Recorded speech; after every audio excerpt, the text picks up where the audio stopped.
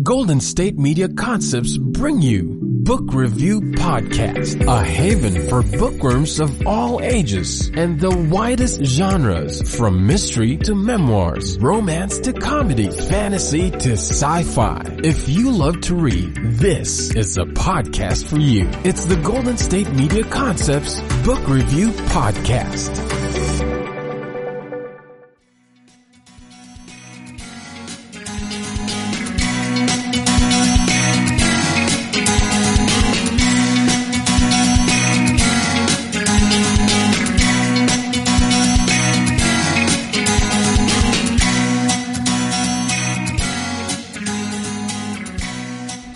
Hello and welcome to the GSMC Book Review Podcast, brought to you by the GSMC Podcast Network. I am your host, Sarah, and I am happy to be with you as always on a Friday.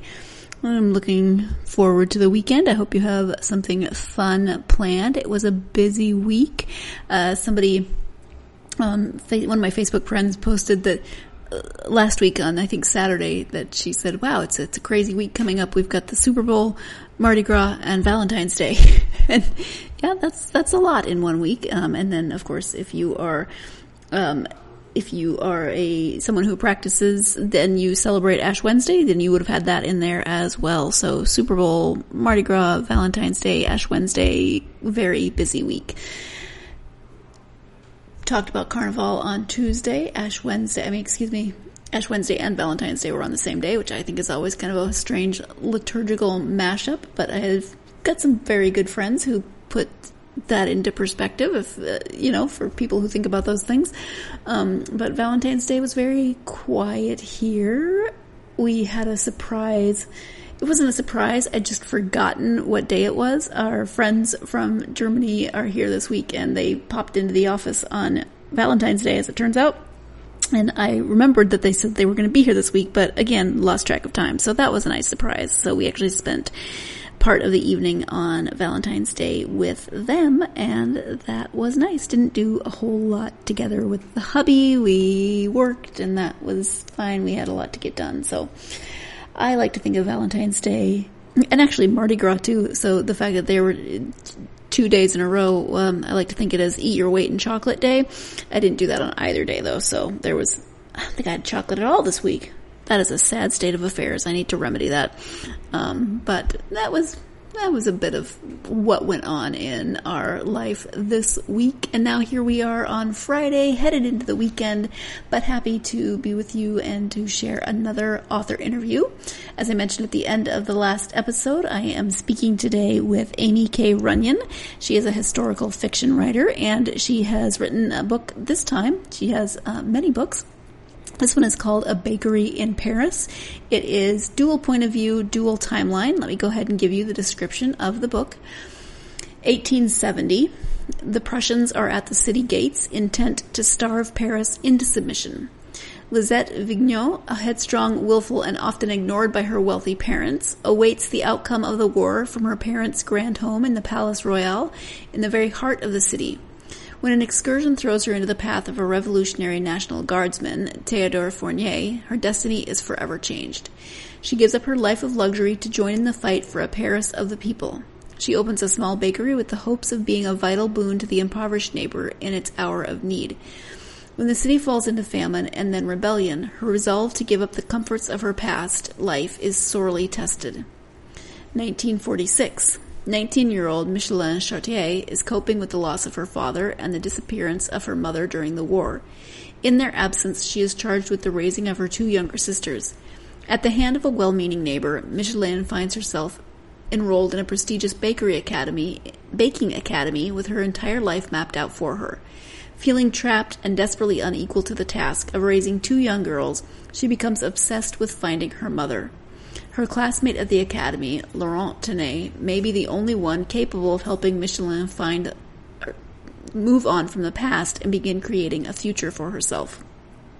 Both women must grapple with loss, learn to accept love, and face impossible choices armed with little more than their courage and a belief that a bit of flour, yeast, sugar, and love can bring about a revolution of their own. Love that last sentence. Again, that is A Bakery in Paris. It is by Amie K. Runyan. I love that this is, there's a lot of World War II historical fiction books out there. We've had a lot of authors on the podcast talking about their take on this time period.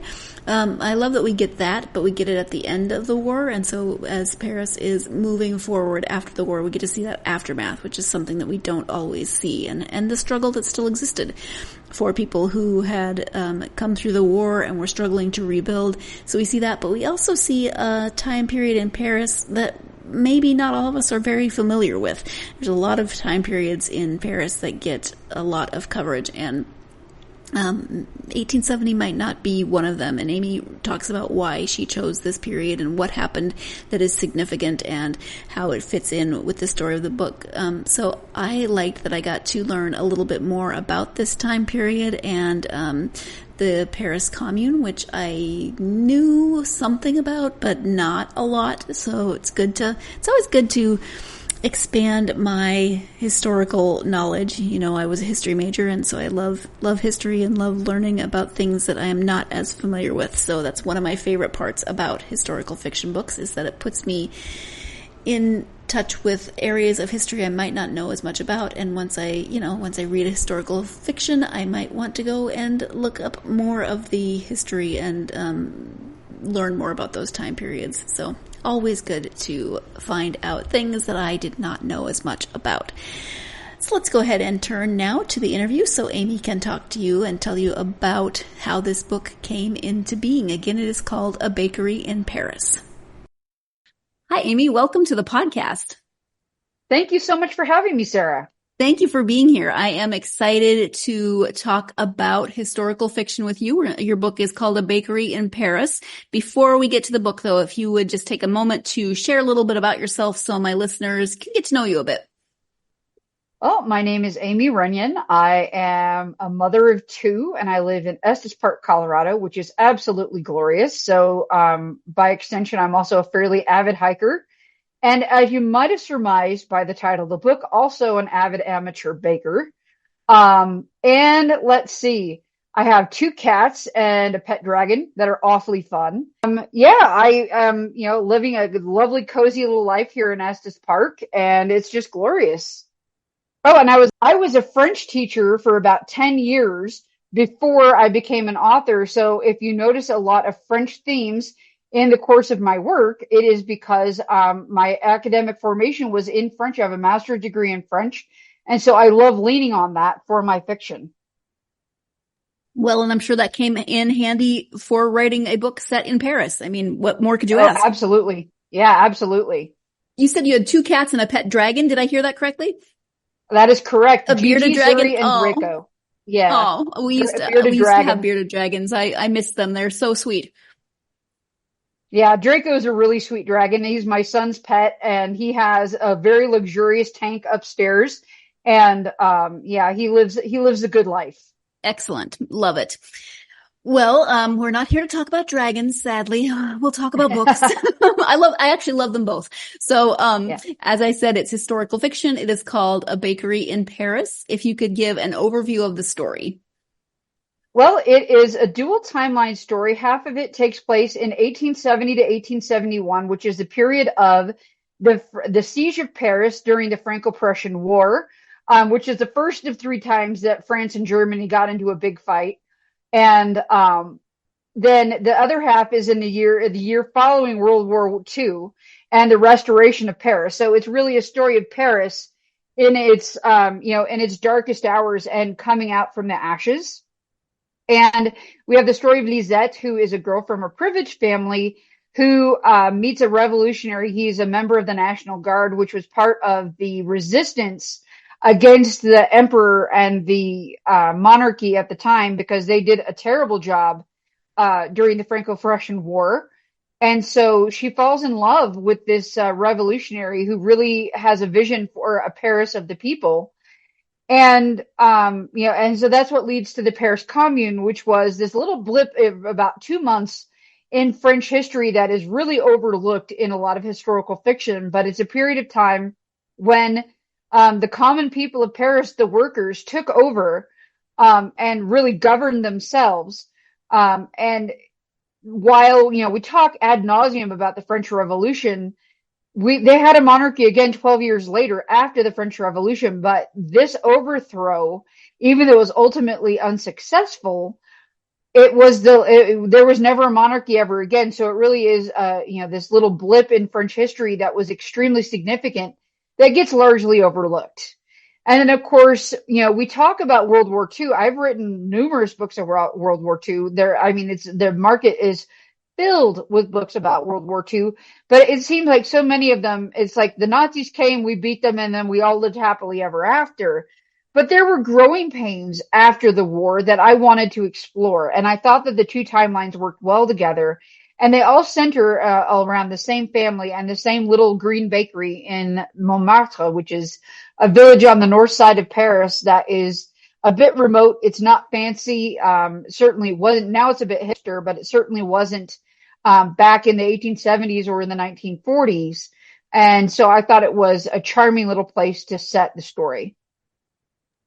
And I'm actually glad that you mentioned the fact that 1870, this is not a time that we hear about a lot in historical fiction, because I was having the same thought as I was reading it. We hear so much about the French Revolution, and understandably, we hear a lot about Napoleon and, the time with the emperor, etc. But that whole time was just crazy for a couple of decades. There was just so much going on, and you don't hear that much. So it's really good to read something like this, because it might encourage people to look into that time period more.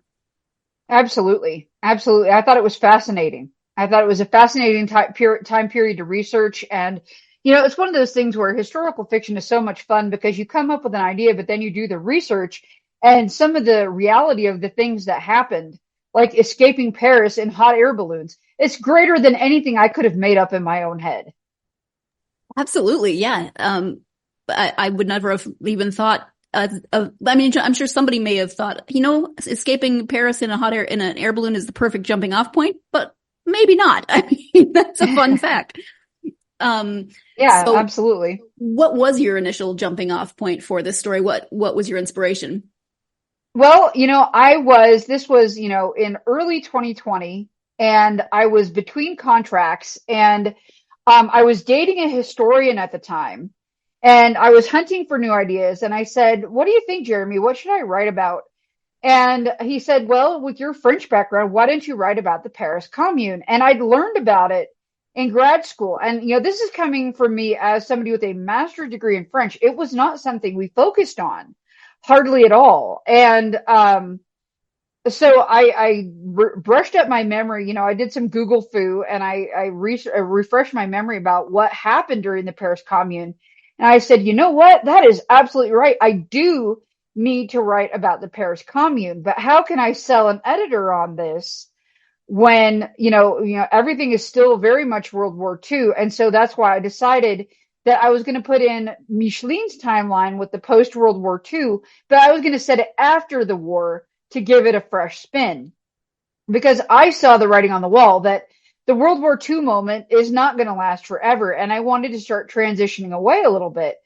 And so, I worked on that, but then I actually, before I wrote A Baker in Paris, I sold the rights to the School for German Brides and wrote that book first, but I had this proposal ready to go. So as soon as my manuscript for the School for German Brides was accepted, I sent it off to my editor, and she gave me an offer almost right away. And a fun fact is that I got the book deal while I was on my honeymoon with that historian who gave me the idea for the book. Perfect. That's amazing. Great timing.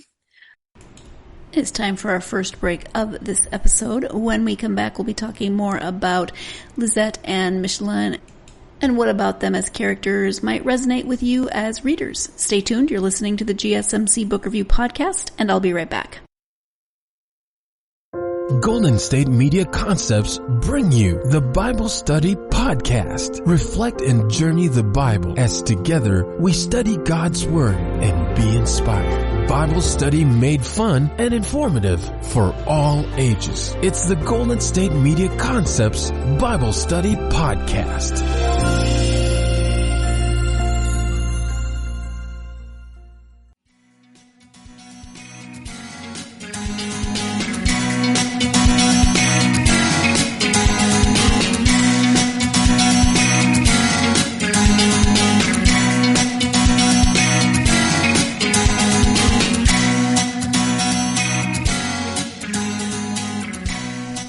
Welcome back to the GSMC Book Review Podcast and my interview with author Amie K. Runyan about her historical fiction novel, A Bakery in Paris. I think another reason that the time period for Lisette is fascinating is especially with what's going on in France right now. And there's been a lot of protests. There's always a lot of protests in France, but especially the last year. And right now with all of the farm protests, you really get an idea from going through Lisette's experiences and kind of being awoken to the fact that the world is not great. She's she's definitely been sheltered. You really get an understanding of where this sense of protest and the protest comes from in French history. Yeah, absolutely. The French are definitely fast to protest before sometimes even stating their demands to go on strike. But, it's the grand tradition of the French advocacy of the people and the people not just going along with the flow and standing up and telling their government they need to do better. That was really born of the French Revolution, but galvanized during the Paris Commune. And it really empowered the people of Paris to speak up when they feel like, there's an injustice being made. And there's a reason to feel like that's happening every day of the week. And they speak out about it. And I think it's one of the most beautiful parts of the Parisian culture. Yeah, it really is fascinating. So let's talk a little bit more about Lisette and Micheline, and they are the two main protagonists. Can you talk about each of them and how they might resonate with readers? Well, they're both women who are, they're from the same family. Lisette is Micheline's great grandmother. If I'm remembering right. Yeah, I think it's just one great, not two. That was one of the little difficulties, was making sure I got the generations right, because it's so funny when you want to center around two historical events, you have to make sure that the generations line up, because you can't have somebody, especially in this time period, it's really awkward if somebody's going to be 44 years old, because they're a bit too old back then to be a mom, just from, there's not fertility treatments, and a bit young to be a grandmother. So, it makes it hard, but it worked out. But, I digress. Lisette is, they're kind of polar opposites in that Lisette, born to privilege, has all the choices in the world, at least, of course, limited by the fact that she's a woman in the 1870s, but she's a privileged woman, and she becomes really aware of that privilege. And she decides to kind of eschew all that privilege and live a life of far more restrained means in, a dingy little apartment above a shop in Montmartre. And she decides, she's always kind of been a fish out of the water. She was the unwanted oldest daughter. Her parents wanted a son to pass on the line, etc. And she was kind of viewed as the practice child because she wasn't sweet enough to be her mother's pet like her younger sister Ghislaine is. And so she kind of is fostered by their chef. And she spends all of her time in the kitchen. She's a little kitchen mouse. And so she gains all these skills in the kitchen that a girl of her birth normally wouldn't have. And so when she decides to move to Montmartre, and she decides that the thing that she can do to help the neighborhood is to open a bakery, because the people of Montmartre are proud. They don't want charity, but what they do need is a bakery nearby, so they don't have to walk a half an hour each way to buy bread every single day, because we cannot overstate the importance, especially in the 19th century, of bread in the French diet. People were eating a pound of the stuff a day. I mean, the peasants ate bread and soup, and the soup was of varying quality, based on what they had, and how well life was going at the time. But bread was the center of it. And Marie Antoinette's, famous misquote that she never said, "Let them eat cake," was, inflammatory because bread, which is what she was saying, oh, there's not enough bread, will let me cake. Bread was, the lifeblood of Paris. And so with her opening up a bakery, it prevented an urban food desert, which, obviously that's not a term they would have used back then.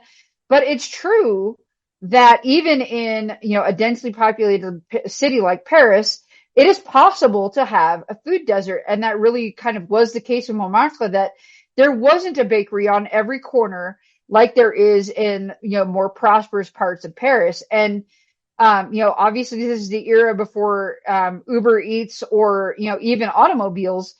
And most of these people didn't even have a horse. It was, a hardship to walk that far to get bread every single day. And baking bread was just not something that people did on their own. A lot of times they really did rely on bakeries. And so it really is, kind of my tribute to the importance of the bakery in the French culture. We think of it now as kind of this optional thing. You can go get a nice cake and, people are so carb conscious, they don't eat a lot of bread anymore. But it was not this kind of fluffy, optional thing back then. It was life. And then for Micheline, she's the polar opposite because her choices are all taken away. She is, her father was killed very early in World War II, as many young Frenchmen were, sadly. And her mother was left to look after her and her two younger siblings, far younger siblings, without any help. But they managed to make a go of it. But then Micheline's mother goes missing toward the end of the war. And Micheline, at the tender age of 19, is left to look after her 8 and 12-year-old sisters, all by herself. And, their main source of income was renting out the shop that had once been Lisette's bakery. And they leased it out to, another family to run a bistro. And it had been various things over the years because her mother hadn't wanted to run a bakery. And, but then, the couple that had been running the bistro decided to move away with no warning.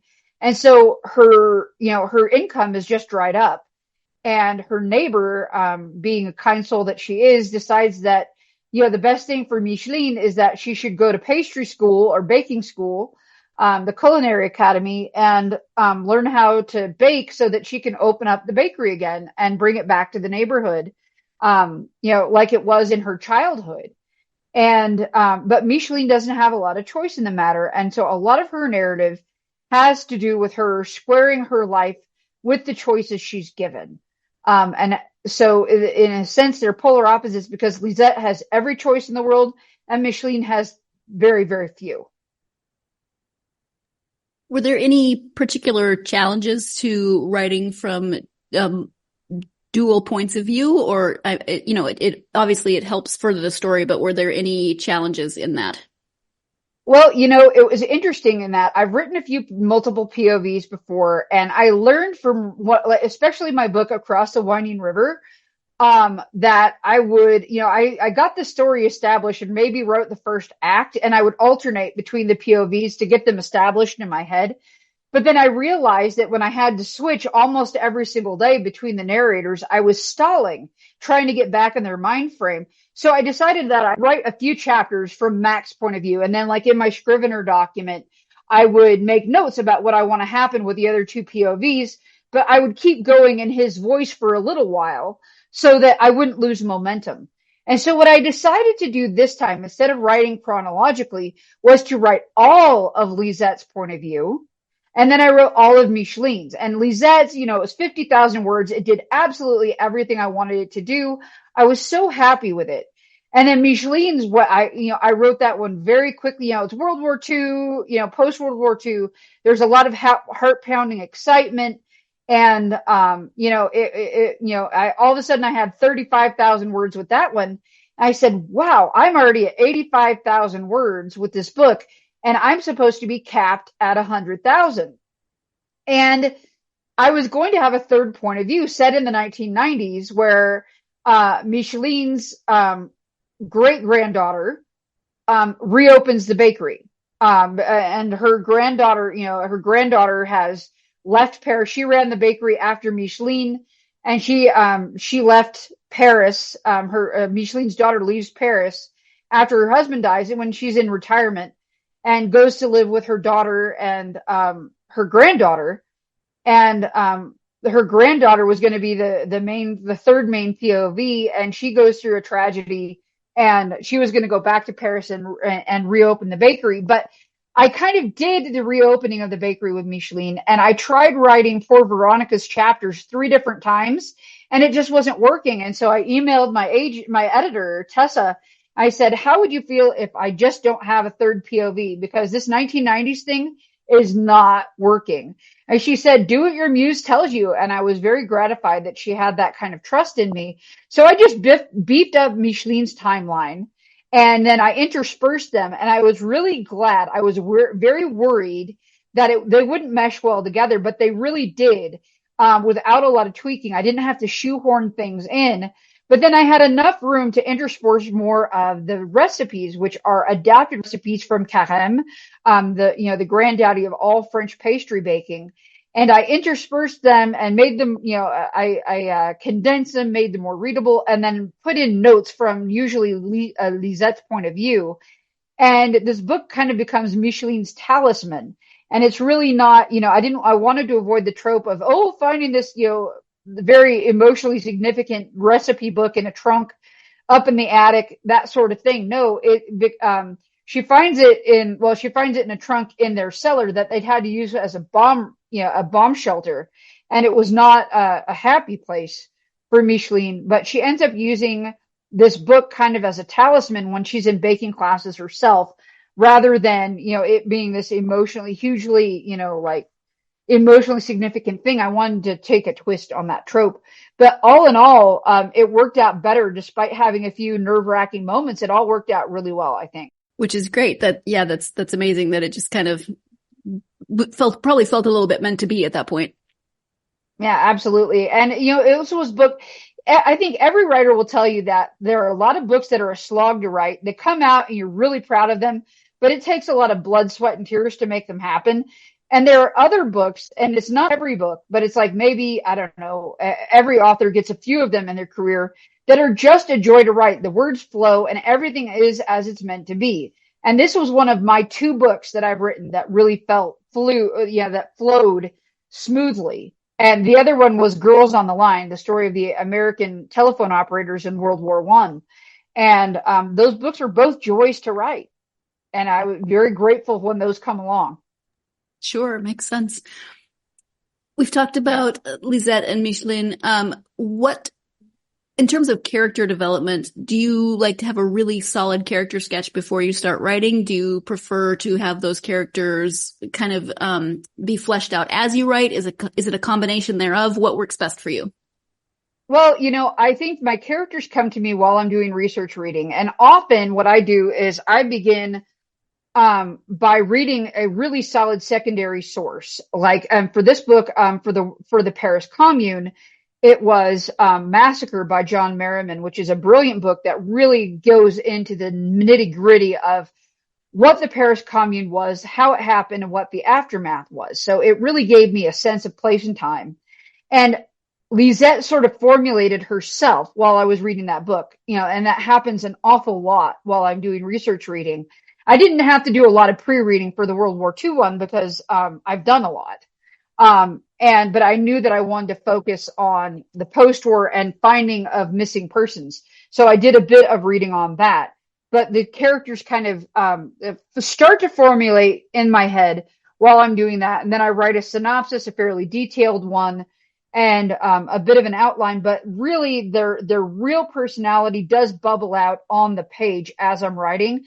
And there's always the joy of organic discovery. So I wouldn't say I'm a full-on pantser. I'm much happier if I have a roadmap. I don't really love the term plotter and pantser. I like mapper and explorer. And I like doing both. I like having a roadmap so I know eventually where I want to go. But I certainly don't mind saying, hey, that road looks interesting. Let's take a spin down that one. And maybe it'll work and maybe it won't. But I think that there is a lot of joy in organic discovery while you're writing. And, some of those personality quirks just can't come out in an outline. Sure, because they're not being put up against whatever conflict or, situation that they're trying to grow through in their arc. Exactly. And, Yeah. character development is really the core of any good story. Plot is absolutely secondary to having a compelling character. And I think some of that is just so hard to think of in advance. And it's just easier and more direct to start writing and just giving yourself plenty of time to rewrite if things don't work. Sure, yeah. Time for our second break of this episode. When we come back, some of the research involved in creating this story, especially the research around some of the baking. So stay tuned. You're listening to the GSMC Book Review Podcast, and I'll be right back. Tired of searching the vast jungle of podcasts? Now listen close and hear this out. There's a podcast network that covers just about everything that you've been searching. The Golden State Media Concepts Podcast Network is here. Nothing less than a podcast bliss with endless hours of podcast coverage. From news, sports, music, fashion, cooking, entertainment, fantasy, football, and so much more. So stop lurking around and go straight out to the Golden State Media Concepts Podcast Network. Guaranteed to fill that podcast itch. Whatever it may be. Visit us at www.gsmcpodcast.com. Follow us on Facebook and Twitter, and download us on iTunes, SoundCloud, and Google Play.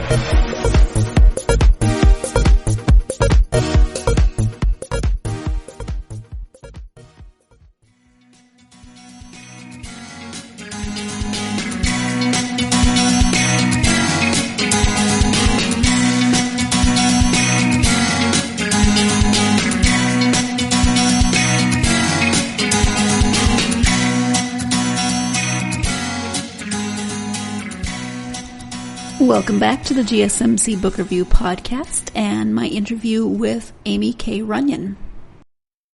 It's historical fictions. There's a lot of research involved. You've touched on a little bit of it. I would like to ask about, you said that you are an avid baker. So what kinds of baking research did you do and how fun was that? Oh, it was amazingly fun. And, this is a bit of advice. If you read the book, do not try to emulate the recipes from the book because they are archaic recipes. And I've trimmed down a lot of it because nobody wanted to read a 6-page recipe about, croissants in the middle of a novel necessarily. And let me tell you, some of these things are complicated, but what I did was I found modern adaptations, and I made a series of videos, about, 8 videos, to show how to make some of the recipes from the book. And of course, I started off with my very favorite recipe, even though it's not in the book, a very American recipe, which is chocolate cheesecake. And it's a bit of a tribute. This book really is kind of a tribute to my husband, because, it was he gave me the idea, and it was all during our courtship. And so I made chocolate cheesecake for our wedding. And so that was the first recipe I did for the video series. But I did like the rose petal jam, which is a very significant recipe, and some other fun things, that some from the book and some not from the book, that you can find on my website, and you can find on my social media channels. And they're a lot of fun. And I'll be doing some more cooking videos to go along with some of my other books coming up in the future. That's so fun. I love that. And now I really want chocolate cheesecake. I'm definitely hungry at the moment. Yeah, that's my book should all come with like a disclaimer that you need to stop and do some grocery shopping before you sit down to read. Yes. My editor sent me an email like, you should have warned me to like grab some baguette and brie before I sat down with this book. Oh, sorry, Tessa. Yeah, definitely get a snack. I agree.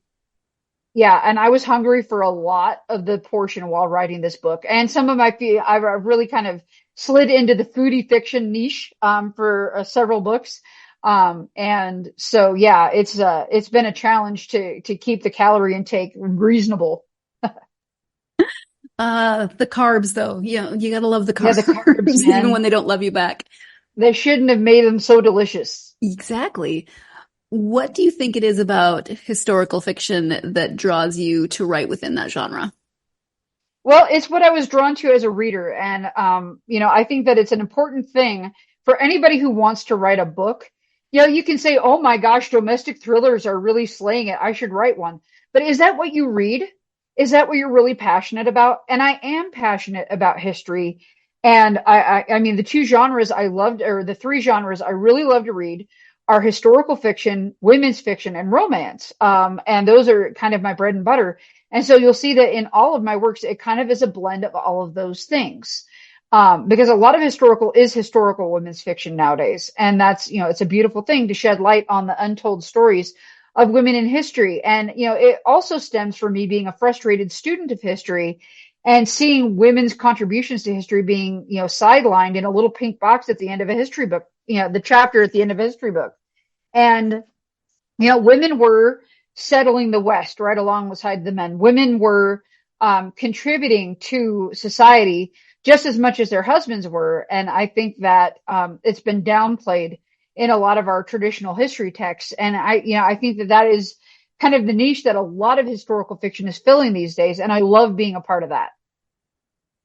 Absolutely. Yeah. I was a history major in college, and I was drawn much more to what was considered social history at the time, because that was, women's journals and the records of women that you don't get in regular history books, at least at that time. And so you got to see what day-to-day life was like, and you got to see the role that women played, because it's so often cut out. For sure. And I think it's, kind of a tragedy that women have been sidelined in the history books. But I think it's something that we're definitely taking steps to rectify. And I know that, seeing academia from the point of view of my husband, who is a history professor, it really is something that, the tide is turning, and it's a beautiful thing to see. Agreed. So when did you start writing? Was it something that you always wanted to do? Was it something you came to at a later point in life? How did that work for you? Oh my gosh. I wrote my first short story in third grade. I remember we were given these little blank journals, and one of the grandmas in the class made one and made them for us. And mine was leopard print, and I thought it was the coolest thing in the whole world. And we were told to write a story, and I wrote a retelling of the myth of Atalanta and the horse race, or was a foot race in the original. I made it a horse race in mine.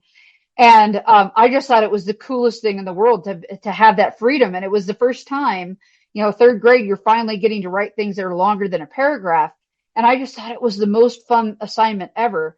And then I got cast as Scribbler Mouse in the play, the little mouse that likes writing stories, that same year. And so I played with writing off and on from the time I was really small.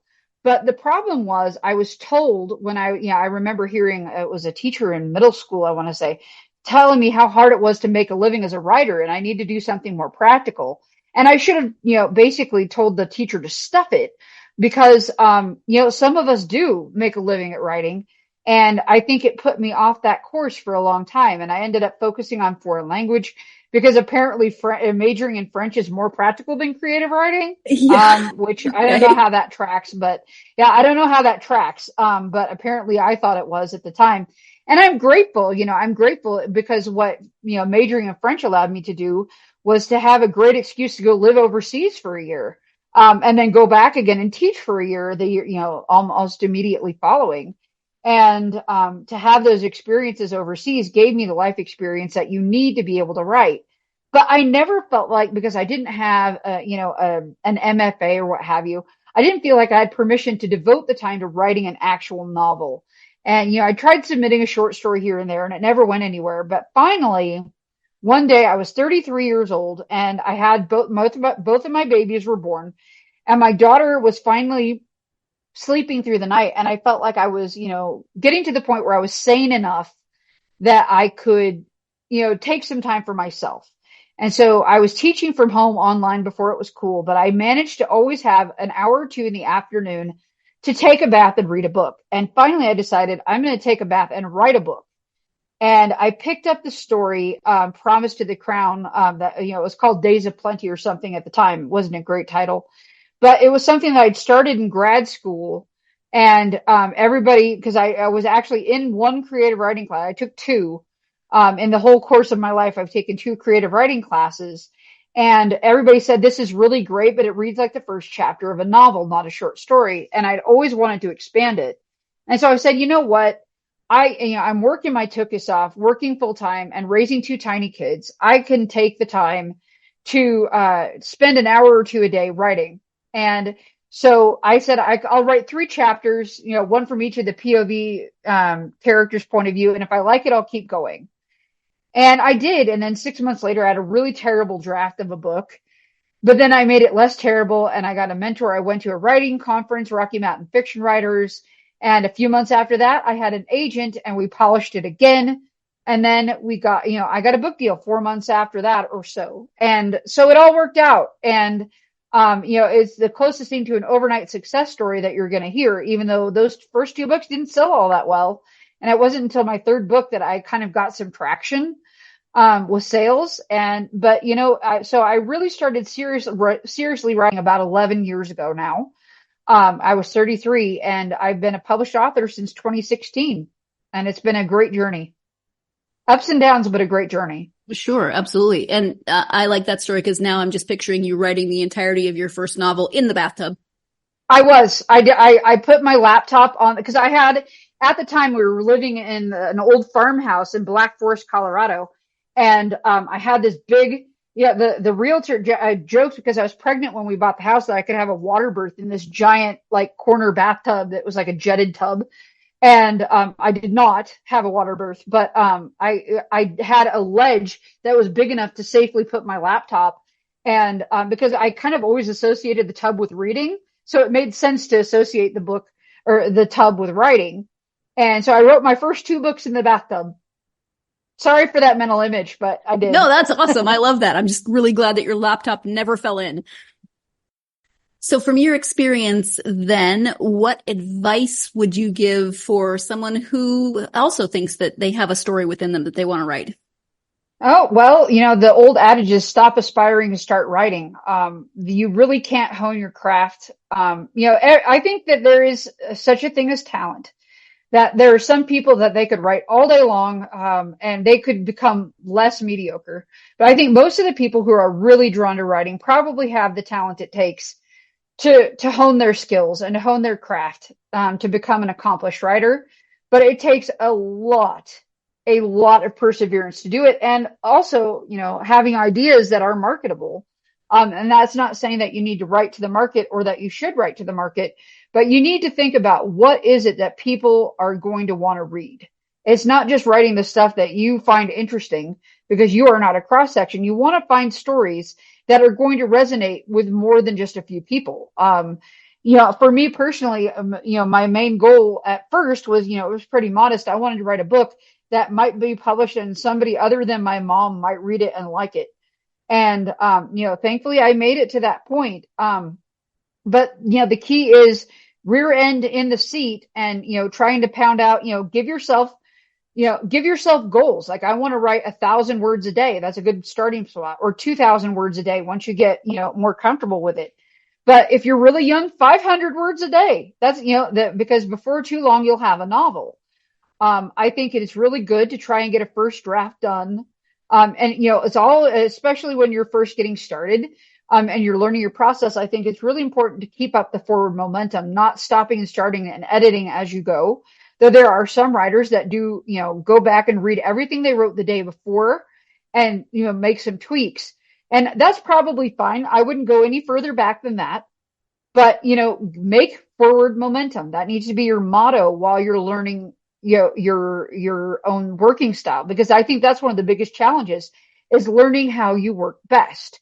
And the late great Rachel Kane made a great statement when I listened to a workshop that she gave at, I think it was Pikes Peak Writers down in Colorado Springs, and she said, you find your golden hours. And she had a day job, and she knew that when she came home, all she wanted to do was veg out and watch Netflix. And so she had to write first thing in the morning. And so she'd get up early, go find a cafe at 5 a.m. and write for 2 hours before she had to leave for work. And you can really, you have to prioritize your writing time. You have to guard it jealously, block it off on your calendar on Outlook or what have you, and make it your own. Whether the only time you have is your lunch hour, guard it. And don't make dates to go out with colleagues or what have you. You guard that time. And I know a lot of us have varying levels of commitment. Some of it, a lot of us have families, a lot of us have day jobs. But I think that it's really important. I think that every human being deserves to be able to carve out an hour or two for themselves every single day to work on a passion project. And I don't think that's a lot to ask. And so, there's 24 hours in a day, and I think it's perfectly reasonable to make 2 of them yours. It's not saying that it's easy. And I know I'm coming from a place of privilege because, when I started this, I was working from home and teaching. But it wasn't easy. But I did have some flexibility that a lot of people don't have. But, the long and the short of it is get a word count, set your word count goal, and try to make it every single day. Someday I'm going to compile all of the advice I've gathered from authors over the years of doing this podcast and just see what sifts out of that compilation, but not today. Instead, we're going to take a break. When we come back, Aimie will talk about what she likes to read. Stay tuned. You're listening to the GSMC Book Review Podcast, and I'll be right back. Still on the search of that one true love? On the limbo in this crazy world of dating, marriage, relationships? Well, listen to the Golden State Media Concepts Relationship Podcast, your one-stop podcast for everything about relationships.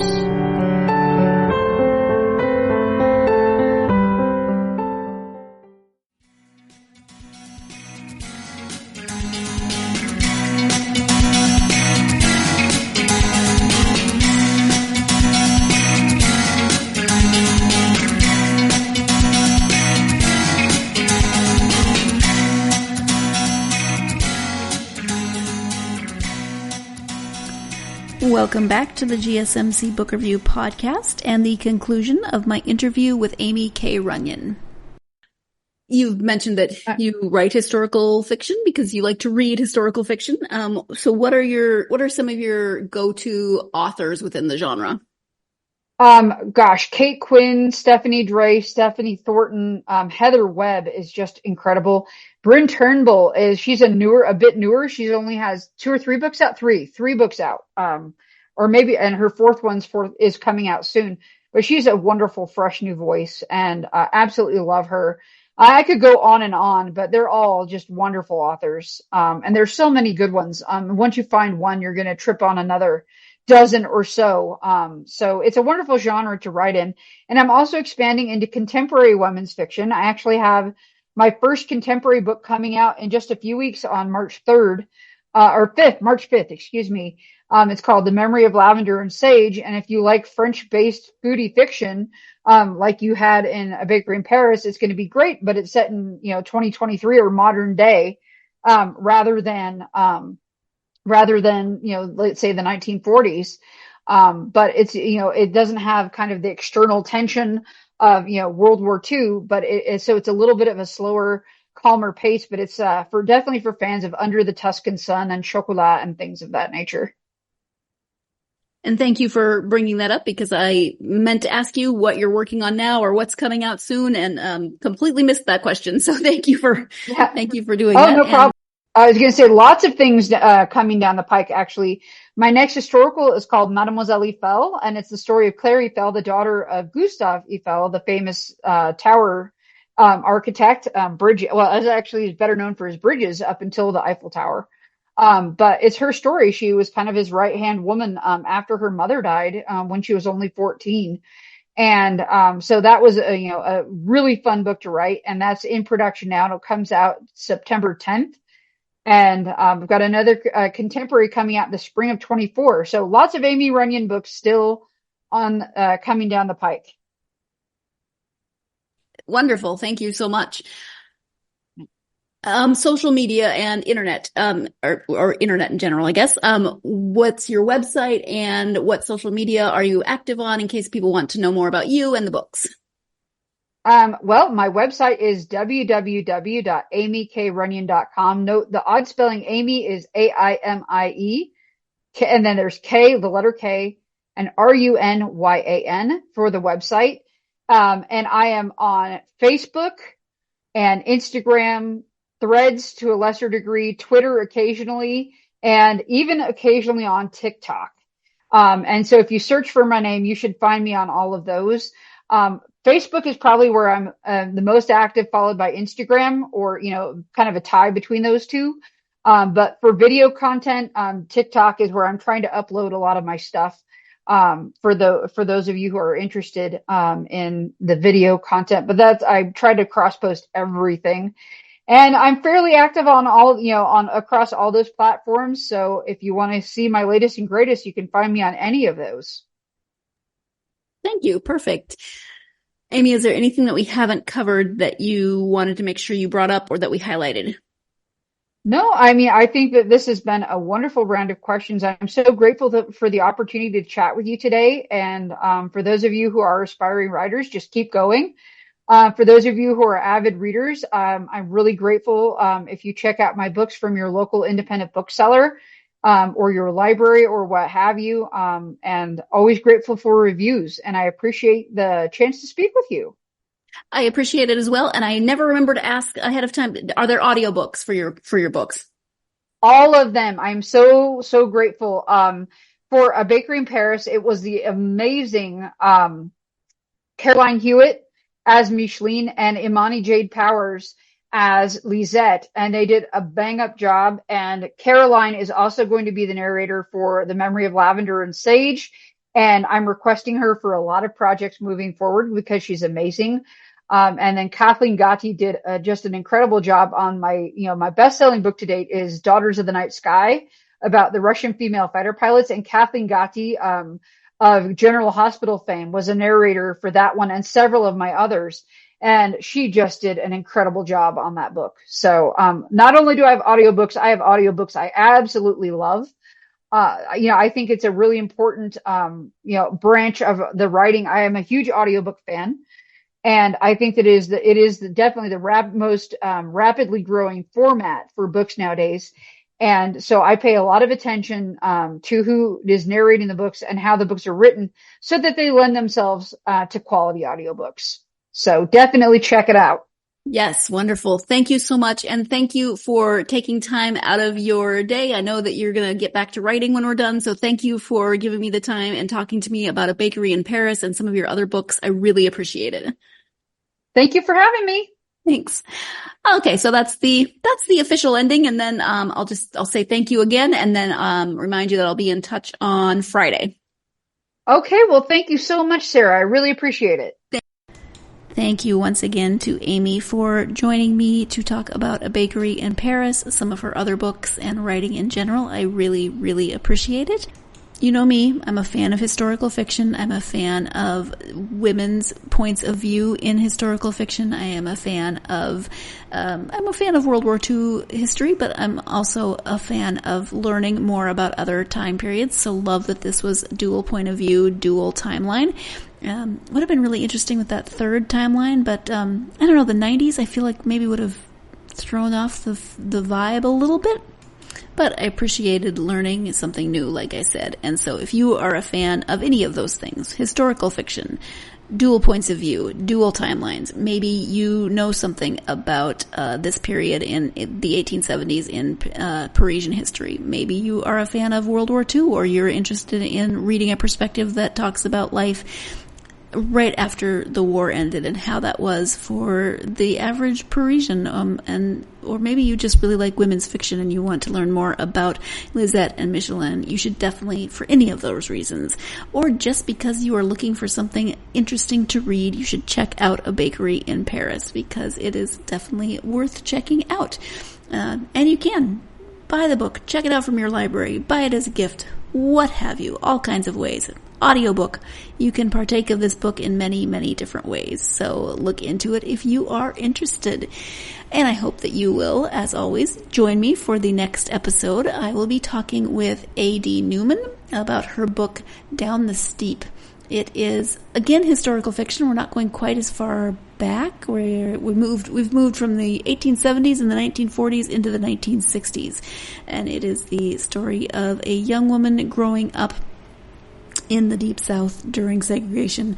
Her father is a member of the Klan, and just her experience in that, and like navigating that, starting to learn different points of view, etc. It's not an easy read so far, but it is a very good read, and I'm looking forward to talking to AD about that and the story behind the writing of it. Of course, all those nosy questions that I ask every time. So join me for that interview next time. In the meantime, as I always say, you can help out the podcast a lot by doing a few simple things. Like, subscribe, follow. That way you'll always know when there are new episodes, and it helps the podcast. Leave a review. Definitely helps the podcast. And follow on social media, Facebook, Twitter, X, TikTok, and Instagram. You can find the podcast on all of those sites and interact with me via those social media platforms. And I love hearing from you. Hope you are having the best of weeks. I hope you have the best of weekends coming up. And I hope, of course, that weekend gives you lots and lots of good quality time to get yourself lost in a good book. Thank you so much. You've been listening to the Golden State Media Concepts Book Review Podcast, part of the Golden State Media Concepts Podcast Network. You can find this show and others like it at www.gsmcpodcast.com. Download our podcast on iTunes, Stitcher, SoundCloud, and Google Play. Just type in GSMC to find all the shows from the Golden State Media Concepts Podcast Network, from movies to music, from sports to entertainment, and even weird news. You can also follow us on Twitter and on Facebook. Thank you, and we hope you have enjoyed today's program.